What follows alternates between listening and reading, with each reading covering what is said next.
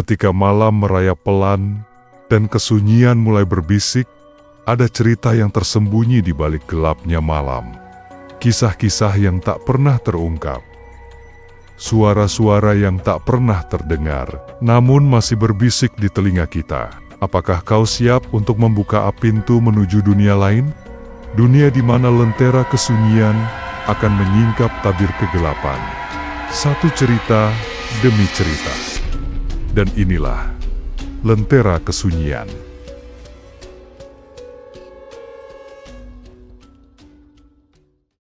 SMA Negeri 01 Maju Jaya, sekolah negeri paling tua dan besar di kota kecil itu, berdiri megah di atas lahan yang luas. Tak banyak yang tahu, atau mungkin memilih untuk lupa, bahwa puluhan tahun silam, sebelum sekolah itu dibangun, lahan tersebut adalah bekas kuburan umum yang sudah penuh sesak. Konon, pemindahan makam dilakukan secara terburu-buru, dan banyak jenazah yang tak sempat dipindahkan dengan benar. Namun, semua itu kini tinggal cerita lama. Gedung sekolah menjulang tinggi, dengan ruang kelas berjejer, halaman luas, dan taman yang dirawat. Dari luar, tak ada yang mencurigakan. Tapi di antara sekian banyak kelas, ada satu ruang kelas yang hampir tak pernah dipakai lagi. Kelas 12 IPS ketiga, sudah bertahan-tahan, kelas itu dikunci. Cat temboknya mulai mengelupas, jendela berdebu, dan tak pernah terdengar tawa atau suara pelajaran dari dalamnya. Guru-guru menghindar jika ditanya soal kelas itu. Siswa pun hanya saling berbisik, menyebar cerita dari angkatan ke angkatan tentang suara tangisan malam hari, suara langkah kaki tanpa wujud, hingga penampakan gadis berseragam SMA, duduk sendirian di bangku paling belakang. Awal tahun ajaran baru, jumlah siswa membludak. Kepala sekolah, Pak Sugito, terpaksa membuka ruang lama yang tak digunakan. 12 IPS 3, kita bersihkan saja, nanti bisa dipakai lagi, katanya dengan nada tegas. Para staf kesiswaan yang mendengar itu saling pandang ada, yang menelan ludah, ada yang pura-pura sibuk mencatat. Tugas membersihkan kelas diberikan kepada 3 orang siswa dari kelas 11 Nanda, Tommy, dan Resti. Mereka bertiga dikenal rajin dan tidak banyak protes. Tapi sejak mereka ditugaskan untuk membersihkan kelas 12 IPS 3, sikap mereka mulai berubah. Resti jadi sering melamun. Tommy yang biasanya ceria, mendadak pendiam. Dan Nanda yang katanya paling berani, mulai sering bicara sendiri. Kayak ada yang liatin dari pojok kelas. Bisik Nanda ke Resti saat membersihkan papan tulis tua di kelas itu. Resti menoleh ke pojok, tempat bangku paling belakang berada. Bangku itu lebih kotor dari yang lain. Ada bekas goresan seperti cakaran di kayu. Dan sesuatu yang membuatnya bergidik. Ada rambut, katanya lirih. Di lantai, di bawah bangku itu, tampak helaian rambut hitam panjang yang menempel seperti baru saja rontok. Setelah dibersihkan, kelas 12 IPS 3 digunakan oleh kelas baru, berjumlah 25 siswa. Hari-hari pertama berjalan normal, tapi sejak minggu kedua, mulai muncul kejadian-kejadian aneh. Pak, kursi saya selalu bergeser sendiri tiap pagi, kata seorang siswa bernama Andi. Saya dengar ada yang nyanyi lagu lama dari pojok kelas pas jam pelajaran, ujar siswi lain. Teman saya lihat bayangan putih di cermin wastafel dekat kelas, tambah yang lain. Guru wali kelas, Bu Rani, awalnya menganggap semua itu hanya keisengan siswa. Tapi suatu sore, saat ia lembur sendirian dan lewat depan kelas 12 IPS 3, ia mendengar suara bangku diseret pelan dari dalam kelas. Padahal seharusnya sudah kosong. Bu Rani mengintip dari jendela dan tak ada siapa-siapa. Tapi bangku paling belakang sekarang berisi. Seseorang duduk di sana. Seorang siswi berseragam SMA, rambut panjang menutupi wajahnya. Wajahnya pucat dan ia menoleh perlahan ke arah Bu Rani. Minggu berikutnya, siswa bernama Bagas menemukan sesuatu di laci meja kelas. Sebuah buku lusuh, seperti buku harian. Di sampul depannya tertulis nama. Dar autor 12 IPs 3-2004. Tak ada yang tahu siapa Dara. Guru-guru yang ditanya hanya menggeleng atau menolak bicara. Tapi, isi buku itu mengungkap hal-hal menyeramkan. Dalam tulisan tangan yang makin lama makin kacau, Dara menulis soal mimpi yang selalu sama. Saya berdiri di tengah kuburan, tapi semua nisan berdarah. Aku dengar bisikan tiap malam, bilang, "Jangan pergi dari sini, Dara." Mereka bilang ini kelas terakhir. Aku tak boleh lulus. Aku harus tetap di sini selamanya. Bagas merasa merinding. Dan sejak membaca buku itu, ia mulai dihantui. Setiap kali dia masuk kelas, ia mendengar suara gadis memanggilnya. "Bagas, kamu gantian ya." Sejak menemukan buku harian milik Dara A, Bagas tak pernah lagi tidur nyenyak. Ia selalu terbangun jam 2:17 dini hari. Waktu yang sama setiap malam. Karena mimpi buruk yang makin nyata. Ia bermimpi duduk di kelas 12 IPS 3 yang sepi. Semua bangku kosong, kecuali satu, bangku belakang. Dara duduk di sana, membelakanginya. Suaranya berbisik, "Tolong aku keluar sebelum mereka datang lagi." Bagas mencoba menceritakan semuanya ke Resti dan Nanda yang pernah membersihkan kelas itu dulu. Tapi yang mengejutkan, Nanda mendadak marah. "Aku udah bilang, bangku itu jangan dibersihin, jangan digeser. Itu tempat dia terakhir." Nanda teriak sambil menutup telinga, seperti mendengar suara lain di kepalanya. Resti menangis. Ia mengaku kalau saat bersih-bersih dulu, ia sempat membuka laci meja Dara dan menemukan kalung salib kecil yang kini ia simpan diam-diam.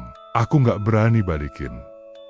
Tapi aku juga nggak bisa buang. Soalnya, sejak aku pegang itu, aku sering dengar suara orang nangis di kamar mandi sekolah," katanya dengan suara gemetar. Penasaran dengan sosok Dara, Bagas menyelinap ke ruang arsip sekolah. Ia menemukan buku tahunan dari tahun ke-2004. Anehnya, di daftar kelas 12 IPS 3, hanya ada 22 nama, bukan 25 September. Jumlah murid biasanya, 3 nama dihapus dengan spidol hitam, dan kertasnya dilapisi tipis plastik bening seolah sengaja dilindungi. Ia membawa buku itu ke perpustakaan, dan mencoba menghapus bagian hitam itu perlahan. Ternyata, ada 3 nama di baliknya. Dara Andrendi, Ese Emita, Ele. Setelah menyelidiki lebih jauh, Bagas menemukan artikel koran lama dari tahun ke-2004. Judulnya, membuat darahnya membeku. 3 siswa SMA meninggal mendadak di dalam kelas. Diduga karena gas bocor. Tapi dalam artikel itu tak disebutkan nama, sekolah, menutupi kejadian tersebut. Guru-guru lama yang tahu semua sudah dipindahkan. Atau memilih diam. Bagas sadar, kelas itu tempat kematian. Dan mereka belum benar-benar pergi. Hari Jumat, SMA 01, Maju Jaya mengadakan kelas tambahan di jam ke-7. Kelas 12, IPS 3, tetap dijadwalkan ikut. Tapi, sejak jam ke-6, langit berubah gelap, petir menyambar, dan listrik padam mendadak. Guru tak ada yang datang. Satu persatu siswa di kelas itu mulai merasa aneh. Ada yang ketek-ketek dari bawah lantai. Bisik Milia sambil memeluk tasnya. Tiba-tiba, pintu kelas terkunci dari luar. Bangku-bangku bergetar. Lampu padam, tapi dari sudut pojok ruangan muncul cahaya samar seperti cahaya lilin. Dan dari bangku belakang, sesosok gadis berseragam putih abu-abu berdiri perlahan. Rambutnya menutupi wajah, seragamnya kotor penuh tanah dan darah kering. Dia berjalan ke depan, Langkahnya lambat, semua murid membeku, tak bisa bersuara. Kamu semua duduk di kursi kami. Tempat ini bukan untuk yang hidup. Giliran kalian sekarang. Lalu tiba-tiba semua bangku kosong. Kelas gelap dan siswa yang tadinya duduk, kini tak sadar, berserakan di lantai. Ketika petugas sekolah membuka paksa pintu 20 menit kemudian, semua murid pingsan dan bangku darah kembali terisi oleh sesosok tubuh duduk diam menghadap papan tulis. Hari-hari berikutnya, SMA N01 Maju Jaya panik. Siswa 12 IPS 3 mulai drop out satu persatu. Ada yang mendadak sakit tanpa sebab. Ada yang hilang saat perjalanan pulang. Bahkan Bagas sendiri mulai merasa tubuhnya bukan miliknya lagi. Ia mimpi dikubur hidup-hidup. Di sekelilingnya, sosok-sosok berkabut membisikkan, "Kamu tahu rahasia ini. Kamu harus ikut bersama kami." Di pagi hari, di lapangan sekolah, tercium bau tanah basah, seperti habis digali. Tapi tak ada lubang yang terlihat. Resti menyerahkan kalung salib yang ia simpan ke Bagas. "Kamu harus balikin ke bangku itu, atau semuanya nggak akan selesai," katanya sambil menangis. Malam itu, hujan turun deras membasahi halaman SMA N01 Maju Jaya. Langit kelam dan petir sesekali menyambar, menerangi bayangan bangunan tua yang berdiri seolah mengintai. Bagas, dengan jaket tebal dan senter kecil di tangan diam-diam, masuk lewat celah belakang pagar sekolah. Di dalam tasnya, ada buku harian Dara dan kalung salib kecil yang pernah ditemukan Resti. Langkahnya menuju kelas 12 IPS 3 terasa berat. Setiap langkah seperti disambut oleh udara dingin dan berat.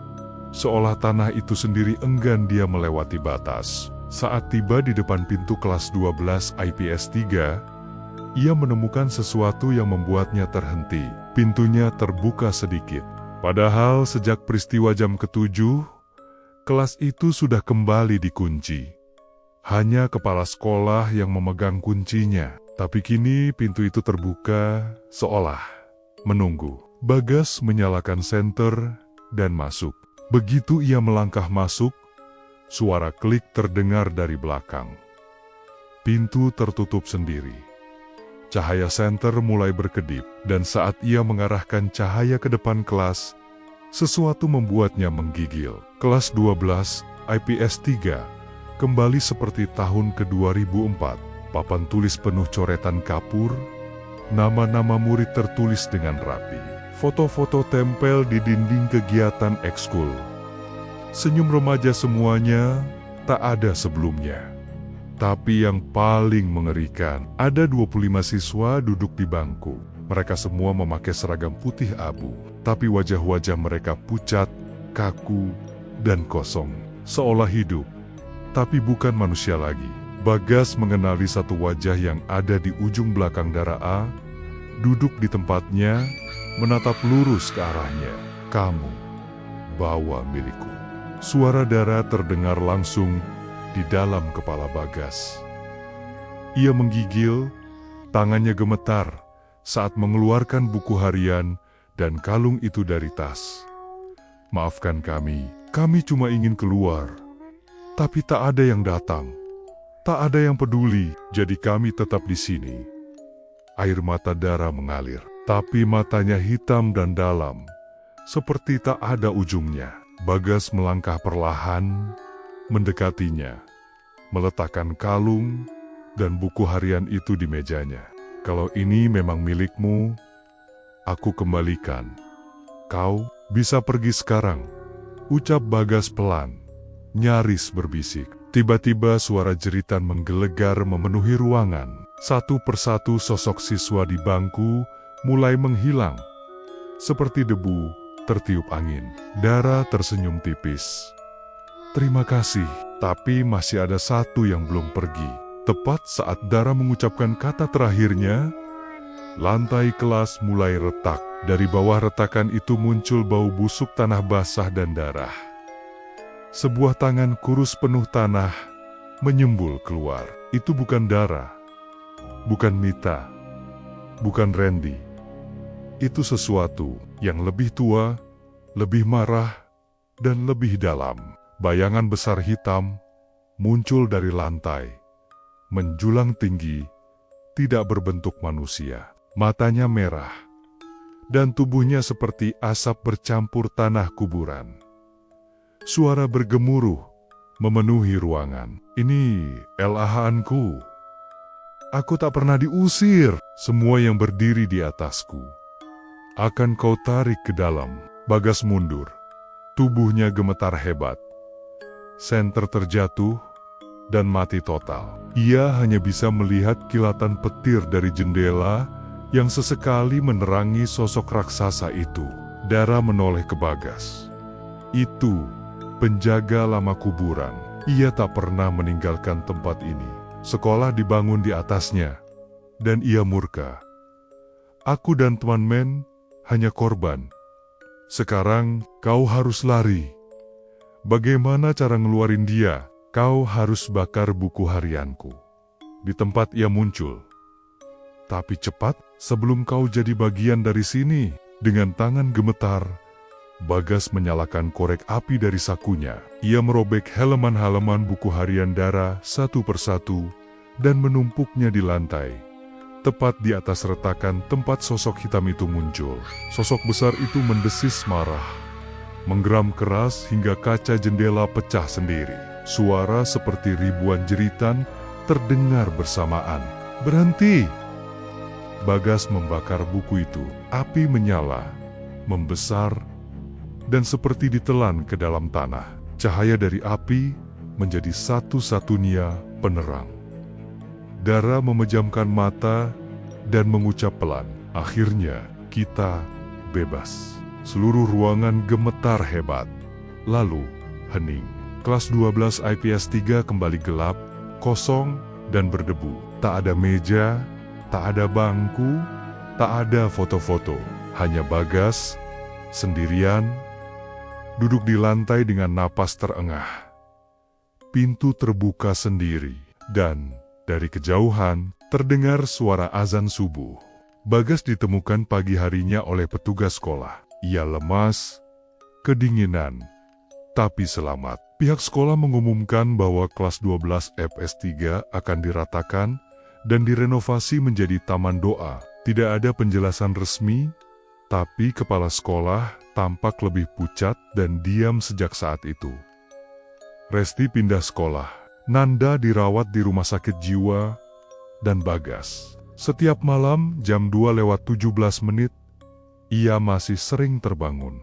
Tapi kali ini, bukan karena mimpi buruk, melainkan karena ada suara lembut dari pojok kamarnya yang berbisik, "Terima kasih. Terima kasih, kita bertemu lagi nanti." Beberapa minggu setelah peristiwa misterius di kelas 12 IPS 3, area bekas ruang kelas itu mulai diratakan. Para pekerja mulai menggali tanah untuk membuat taman sekolah yang baru. Tapi saat ekskavator pertama kali menancap di kedalaman lebih dari 2 meter, operator alat berat mendadak pingsan. Ia ditemukan dengan mata terbuka lebar, wajah membiru, dan mulut masih bergetar seperti hendak mengatakan sesuatu. Dia bangun, kita ganggu tidurnya, dia kembali. Semenjak itu, setiap pagi para guru menemukan jejak kaki kecil penuh tanah basah, mengelilingi kantor dan koridor sekolah. Padahal semalam hujan tak turun, dan sekolah sudah dikunci rapat. Desas-desus tentang SMA 01, Maju Jaya sampai ke telinga Pak Lurah Surya, kepala desa Maju Jaya yang sudah menjabat hampir 25 tahun. Saat mendengar kabar tanah bekas ruang kelas digali, wajahnya langsung berubah pucat. Mereka tidak tahu, itu tanah perjanjian. Tanah merah, katanya dengan suara pelan. Beberapa warga tua desa mengingat cerita yang sama. Sebelum sekolah berdiri, tanah itu adalah area pemakaman tak bertuan. Dulu di situ berdiri padepokan aliran hitam yang melakukan ritual-ritual gelap. Puluhan orang jadi tumbal. Tapi setelah padepokan terbakar, tanahnya ditutup dan disegel dengan doa-doa oleh para sesepuh desa. Tapi kalau segel itu dibuka, yang tidur di bawahnya akan bangun. Dia bukan jin, bukan hantu biasa. Dia penjaga tanah merah. Beberapa minggu kemudian, datang seorang guru pengganti di SMA N01 Majujaya, namanya Bu Lestari. Wajahnya putih pucat seperti porselen. Ia mengenakan kerudung hitam. Suaranya lembut tapi dingin. Yang aneh, mata Bu Lestari tak pernah berkedip. Murid-murid menganggapnya aneh, tapi ia disukai karena ramah dan sabar. Namun, setiap jam pelajaran agama yang dia ajar, ia selalu bicara tentang kematian, tentang tanah, tentang bagaimana roh bisa kembali jika namanya disebut. Orang yang mati tak akan kembali, kecuali kalau kalian menggali tempat yang tak boleh disentuh.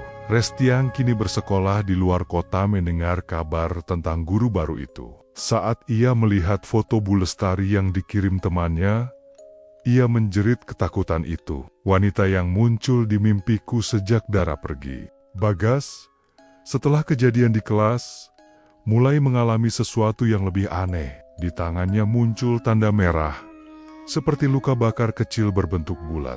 Setiap malam, tanda itu berdenyut, dan Bagas melihat mimpi tentang lorong panjang di bawah tanah, dengan suara ribuan orang merintih di dalamnya. Dalam salah satu mimpinya, ia berdiri di tengah lingkaran tanah merah, dan sosok tinggi besar muncul, kali ini dengan wajah manusia beruban, penuh luka, dan mata hitam pekat. Kau buka pintu. Sekarang kau penjaganya. Jika kau tak serahkan pengganti, maka kau yang harus tinggal di bawah. Bagas terbangun dengan tangan berlumuran tanah, dan di bawah ranjangnya ada segumpal rambut panjang berwarna putih. Kami menggali dan menemukan pintu batu di bawah tanah. Tapi pintu itu berdarah saat kami pukul. Sejak itu, suara anak-anak menangis terdengar tiap malam, dan seseorang mengetuk dari dalam, dan kini pintu batu itu kembali terkubur. Tapi napasnya belum berhenti. Suatu malam, Bagas kembali dihampiri mimpi yang kini terasa terlalu nyata. Ia melihat lorong bawah tanah, dengan dinding-dinding batu penuh tulisan aksara kuno, dan lambang aneh berwarna merah. Di ujung lorong, ada peti batu besar dengan rantai besi berkarat yang melilitnya. Di atas peti itu, duduk seorang wanita berpakaian serba hitam, dengan mata merah, menyala Bu Lestari. Selamat datang, Bagas. Penerus penjaga tanah merah. Bagas bangun dengan napas tercekat, dan menemukan sebuah buku tua berwarna hitam di atas meja kamarnya. Padahal, ia tak pernah memilikinya. Sampul buku itu penuh debu dan tanah. Di dalamnya tertulis, Kitab Padepokan Merah. Wasiat terakhir, Ki Raga Sakti. Halaman pertamanya membuat darahnya beku. Barang siapa membuka tanah merah tanpa perjanjian, maka darah akan ditagih, tanah akan hidup, daging akan tertarik ke bumi, dan penjaga akan menuntut penerus. Bagas membawa buku itu ke Pak Lurah Surya. Saat melihatnya, Pak Lurah langsung pucat dan terduduk lemas. Ini, buku itu hilang sejak tahun 1979. Ki Raga Sakti itu pendiri padepokan yang melakukan ritual hidup abadi. Ia dikubur hidup-hidup oleh warga desa setelah mengorbankan puluhan anak-anak. Tapi tanah ini tak pernah bersih. Pak Lurah menunjuk halaman terakhir, yang berisi sebuah daftar nama, semua tertulis dengan tinta merah, dengan satu nama paling atas, Bagas Prayoga, dipilih oleh Dara. Bagas tak mengerti, ia tak pernah tahu asal-usula keluarganya. Pak Lurah akhirnya mengaku, kakekmu adalah penjaga terakhir tanah merah sebelum sekolah dibangun. Ia mengorbankan dirinya untuk menutup gerbang batu itu. Tapi darahmu masih terikat. Bu Lestari semakin sering bicara aneh di kelas. Ia mengajarkan doa-doa yang tak lazim. Dalam salah satu pelajaran agama, ia menyuruh murid-murid menulis nama mereka di selembar kertas merah, lalu membakarnya satu-satu sambil membaca mantra yang tak bisa dimengerti. Resti yang menyamar sebagai tamu sekolah untuk menyelidiki Bu Lestari mulai curiga. Ia mengikuti Bu Lestari malam-malam dan melihat sesuatu yang mengerikan. Bu Lestari semakin sering bicara aneh di kelas. Ia mengajarkan doa-doa yang tak lazim. Dalam salah satu pelajaran agama, ia menyuruh murid-murid menulis nama mereka di selembar kertas merah, lalu membakarnya satu-satu sambil membaca mantra yang tak bisa dimengerti. Resti yang menyamar sebagai tamu sekolah untuk menyelidiki Bu Lestari mulai curiga. Ia mengikuti Bu Lestari malam-malam dan melihat sesuatu yang mengerikan. Di belakang sekolah, Bu Lestari berdiri di depan sebuah lubang baru yang digali. Di sekelilingnya, 5 lilin menyala. Dan di tengah tanah, ada foto Bagas terbakar setengah. Penerus sudah ditandai. Tapi kalau ia menolak, maka penggantinya harus diambil. Dan kita mulai dari yang pernah melihat Resti pingsan di tempat. Dan sejak malam itu, ia hilang tanpa jejak. Pagi-pagi sebelum sekolah dimulai, Satpam mendengar suara ketukan dari taman baru di bekas kelas 12 IPS ketiga. Ia mengira itu suara tikus tanah atau anjing liar. Tapi saat mendekat, ia mendengar suara dari dalam tanah. "Tolong, keluarkan aku Bagas. Dia ambil aku. Tolong." Suara itu suara Resti. Satpam itu lari terbirit-birit, lalu menghilang 2 hari kemudian. Bagas mulai kehilangan kendali. Ia sering melihat bayangan hitam di cermin. Mulutnya kadang menggumam sendiri mantra yang tak ia pahami. Tangannya suka berlumuran tanah saat bangun tidur. Dalam salah satu penglihatannya, Ki Raga Sakti muncul.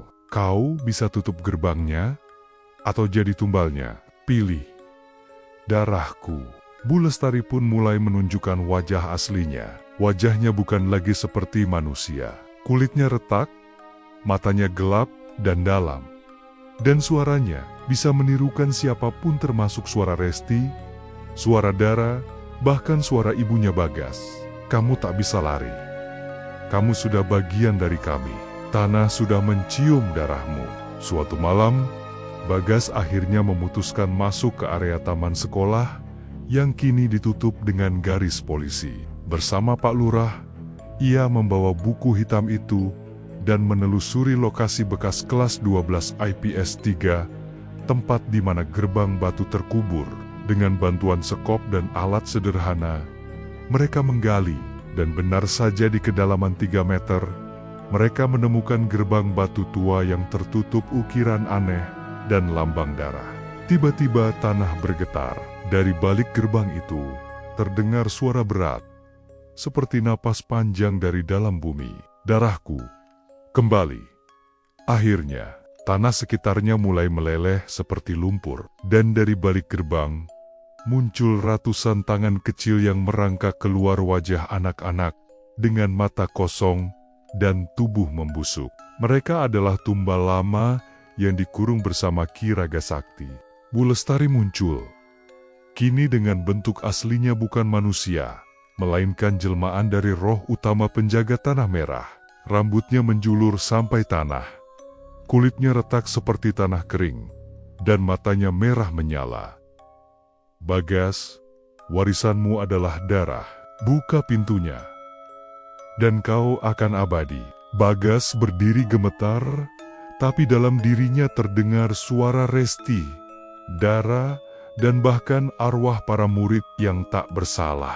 "Tutup segelnya sekarang." Dengan sisa kekuatan, Bagas membuka buku hitam dan membacakan mantra penutup terakhir yang hanya bisa dibaca oleh darah keturunan penjaga. Saat itu, gerbang batu kembali bergetar. Tangan-tangan kecil itu berteriak dan melolong. Bu Lestari menjerit seperti terbakar. Tubuhnya mulai terbelah. Tanah di sekitarnya retak dan menyerap dirinya ke dalam. Dengan mantra terakhir selesai dibacakan, Gerbang batu menutup sendiri, dan segel lama kembali aktif dengan lambang darah baru milik Bagas terbentuk di tengah batu. SMA N01, Maju Jaya berdiri seperti biasa. Taman sekolah tertutup rapat dan dijadikan area meditasi hening. Tidak boleh dimasuki siapapun. Bagas pindah sekolah dan tinggal di luar kota. Ia tidak pernah bercerita pada siapapun kecuali kepada satu orang, anaknya sendiri, yang lahir dengan tanda merah bundar di telapak tangan kiri. Karena meski gerbang telah ditutup, penjaga baru sudah ditandai. Tamat atau baru permulaan.